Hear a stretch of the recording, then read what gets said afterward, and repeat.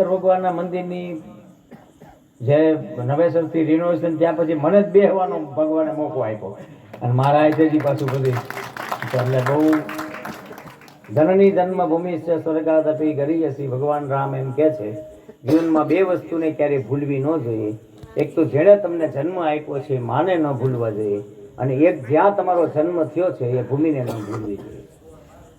અને શંકર ભગવાનનું મંદિર, રામજી મંદિર બધું જીર્ણોદ્ધાર કર્યો. હમણાં હું આ બધા બેઠા હતા મળ્યો હતો, મને કે મેં કહ્યું કે રામજી મંદિર તમે આવું નવું રહેવા દેજો, એટલે કે આવું નવું રહેવા દેવું છે, આપણે સ્લેબ ભરવો નથી. અને ગમ્યું એટલા માટે કે એ રામજી મંદિર ફરી વખત ભગવાન બધા આવી જૂનું બધા કરાવે રાખશે, પાછા થોડાક માલ ભેગો થાય, પાછા જે હોય ને મોટા મોટા થોડા જે મનોકામના છે હું આશીર્વાદ આપું છું. એમાં મારી જ્યાં તમને જેટલી જરૂર પડે ને એટલી તમને કહેવાની છૂટ છે તમારે, પણ એક થઈ જાય. અને એક બધા મળ્યા ત્યારે લાભોન બધા કહેતા હતા કે આ બધા નળિયા ઉતારી નવેસરથી પાછા સારા એવા વાંસા પટ્ટી લગાડી ઉપર નળિયાને કલર બલર મારીને કરવું છે. હું એટલા માટે કહું છું કે નિસ્વાર્થ ભાવે કોઈ માણસ કોઈ કાર્ય કરે તો એની સુગંધ આવે આવે અને આવે, અને એનું આ પરિણામ આપણને બધાને મળ્યું કે ફર્સ્ટ ક્લાસ શંકર ભગવાનનું મંદિર પણ આમ બેસાય એવું, મજા આવે એવું, અને રામજી મંદિર પણ બહુ મસ્ત બેસાય એવું અને આનંદ આવે એવું કીધું. એટલે હું આજના દિવસે આ પ્રસંગે ભગવાનને એક જ પ્રાર્થના કરું, આપણા રામેશ્વર ભગવાન, આપણી પાર્ટીમાં રામેશ્વર છે ને ઓલી પાર્ટીમાં નીલકંઠ દાદા છે, એ થોડું થોડું આપણને ધ્યાનમાં રહે કે આપણે કોણ બેઠું છે. આપણે રામેશ્વર ભગવાન આપણી પાર્ટીમાં બિરાજે છે, તો એને પ્રાર્થના કરું કે તમે બધા આવા હાજર નરવા રહ્યો, નામ નામ કરતા લો, ખખડાવી રાખો, જેથી કરીને જે આપણા લાભાઈ મને બહુ સારી વાત કરી, 9 વર્ષ આવે એમને જતા રહીએ, આપણા છોકરાઓને પણ કદાચ આમાં ખબર નહીં. હવે તો કેવા નવા નવા નવા નવા બધા આવે છે. હું તો બહાર જાઉં છું ને ત્યારે મારું તો કામ શું છે, ફરવું જ છે. આપણે તો ભગવાને પગમાં પૈડા ફિટ કરી દીધા છે. જ્યાં સાંભળું છું ને ત્યાં લગભગ હું આપણા ગામની ધૂનની ક્યાંક ક્યાંક વાત સાંભળતો હોઉં. આમાં કોઈ પ્રશંસા મારે ત્યાં આમાં તો થાળમાં લેવું નથી, નહીતર વળી મારે તમારે વખાણ કરવું પડે, પણ એવું બધી જગ્યાએ સંભળાય છે. અને એના બદલામાં તમે આ બધા કામ કરો છો એની પણ બધાને ખબર છે.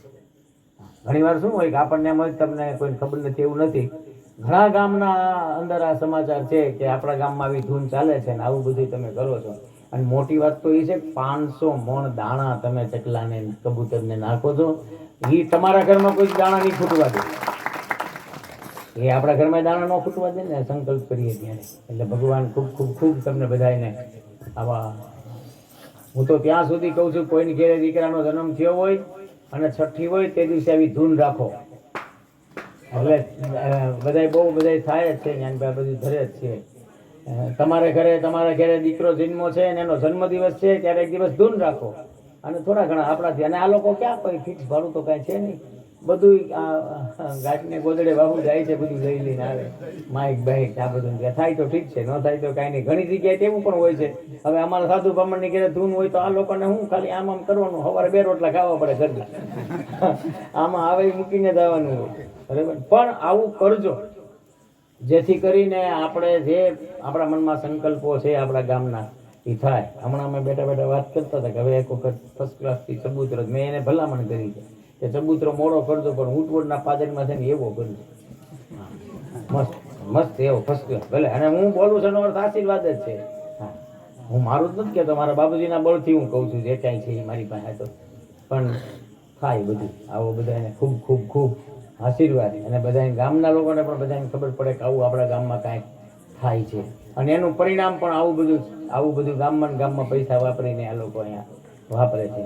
એટલે માટે ખાસ ખાસ ખાસ આ બધા લોકોને સપોર્ટ કરજો બને એટલો, અને આવી જૂનું કરાવીને બધાને. અને ભગવાન તમને બધા નરવા રાખે, ન કોઈને ડાયાબિટીસ થાય, ન કોઈને બીપી થાય, ન કોઈને હાર્ટ એટેક આવે, ન કોઈને કાંઈ થાય. અને 100 વર્ષ સુધી આમ કરતા રહો, તારા તો ભજનની લહેર લાગી ગરબો ગાતા આનંદ કરતા કે એ જ ભગવાનની. હા, એક નાની એવી ધૂન ગવડાવી દઉં, બહુ બધા તમે કહો છો એટલે મારું તો બોલવાનો હવે વિષય થઈ ગયો છે, ગાવાનું તો હું પણ હવે ગામ છે એટલે ગાઈ આવતી. શ્રી રામચંદ્ર ભગવાન કી કનૈયાલાલ કી જય. કાનાયાવો તે રંગ મને સીધ લગાડ્યો. કાનાયાવો તે રંગ મને સીધ લગાડ્યો. કાનાયાવો તે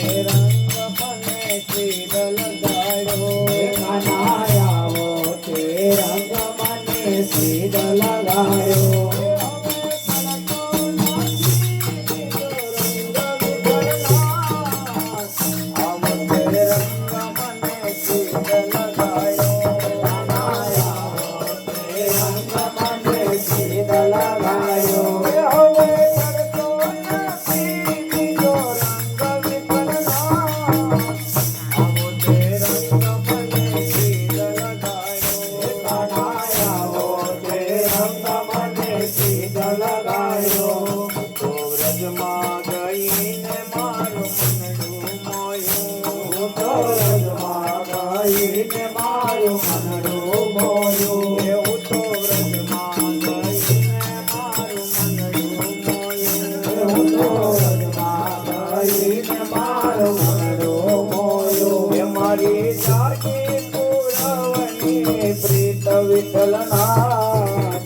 આવો તે રંગ મને સીધ લગાડ્યો.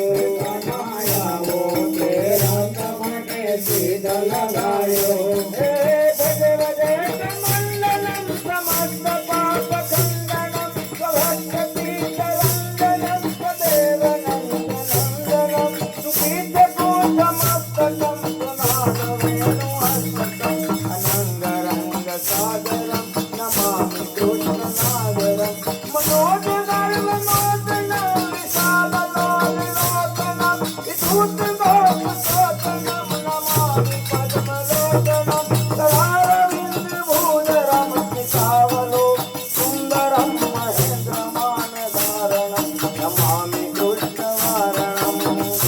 રંગ સાચો તો સાચ હવે પૂરે પૂરો. રંગ સાચો તો સાચ હવે પૂરે પૂરો. રંગ સાચો તો સાચ હવે પૂરે પૂરો. રંગ સાચો તો સાચ હવે પૂરે પૂરો. તારા દર્શનયો મને થાય વિચરણા. આવો તે રંગ મને સીધ લગાડ્યો. કાનાયાવો તે રંગ મને સીધ લગાડ્યો. કાનાયાવો તે રંગ મને સીધ લગાડ્યો. કાનાયાવો તે રંગ મને સીધ લગાડ્યો. રંગ ભૂલ્યો ને મારું હૈયો રૈયો.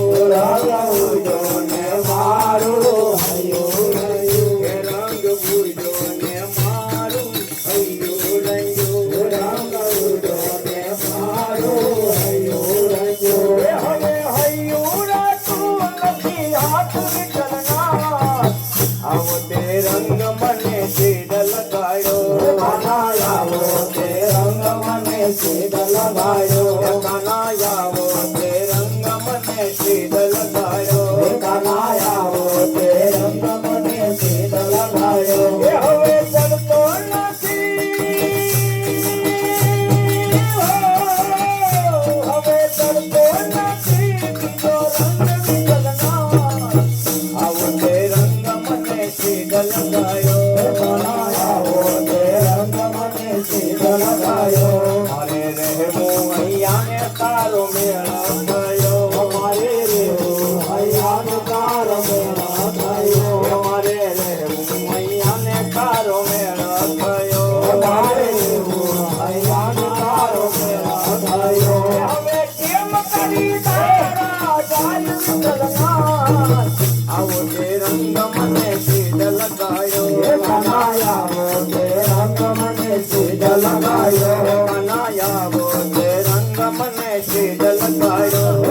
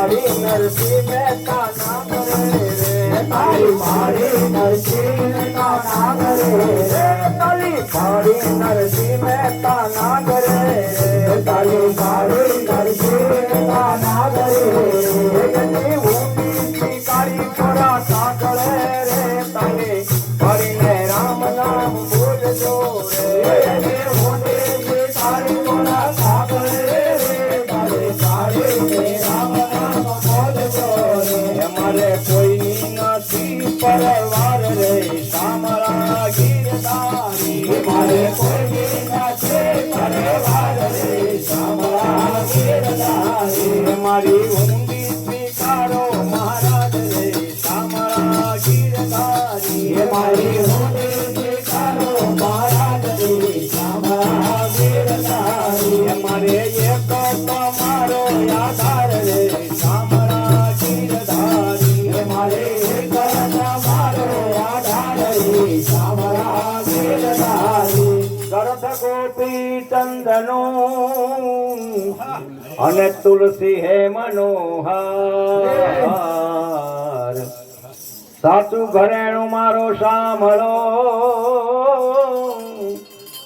ગરથ ગોપી ચંદનો તુલસી હે મનોહર સાચું ઘરેણું મારો સાંભળો એ મારે દોલતમાં જાંજને શામળા ગીરધારી એ મારે દોલતમાં જાંજને શામળા ગીરધારી મારી ઊંડી સ્વીકારો મહારાજ રે શામળા ગીરધારી મારી ઊંડી સ્વીકારો મહારાજ રે શામળા ગીરધારી મારે એક તમારો આધાર રે શામળા ગીરધારી મારે એક તમારો આધાર રે શામળા ગીરધારી મારી ઊંડી સ્વીકારો મહારાજ રે શામળા ગીરધારી મારી ઊંડી સ્વીકારો મહારાજ રે શામળા ગીરધારી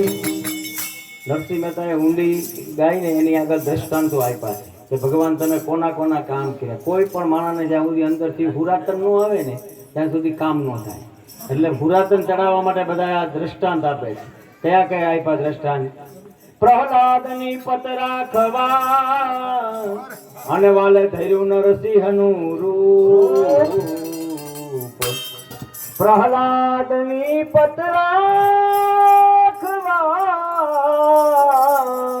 વાલે ધર્યું નરસિંહનું રૂપ સ્તંભમાંથી પ્રગટ થયો હે મારે વાલે માયો હિરણા કશપુને શામળા ગીરધારી હે વાલે માયો હિરણા કશપુને શામળા ગીરધારી મારી ઊંડી સ્વીકારો મહારાજ રે શામળા ગીરધારી હે મારી ઊંડી સ્વીકારો મહારાજ શામળા ગીરધારી મારી ઊંડી સ્વીકારો મહારાજ રે શામળા ગીરધારી મારી ઊંડી સ્વીકારો મહારાજ રે શામળા ગીરધારી પછી ભગવાનને નરસિંહ મહેતા કહે છે એવું નથી સમજવાનું કે ખાલી માણસના કામ કર્યા બળતામાંથી ઉગાર્યા અને બિલાડી કેરાવા